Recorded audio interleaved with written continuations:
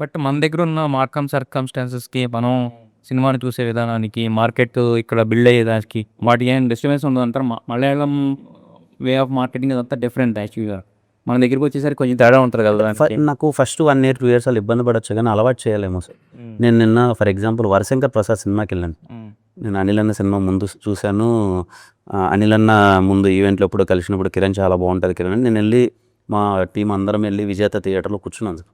నాకు చిరంజీవి గారు అంత వెరీ సెటిల్డ్గా వెరీ ఇన్నోసెంట్గా అసలు ఏదో వెనకాల గ్రాండియర్లు అది కాక నేను జస్ట్ ఒక బోట్లో ఇలా వస్తున్నారు నయనతార గారు ఒక బోట్లో నాకు అది చూడడానికి నాకు చాలా బాగా అనిపించింది సార్. చిరంజీవి గారిని అవుట్ అండ్ అవుట్ ఎంజాయ్ చేసాం.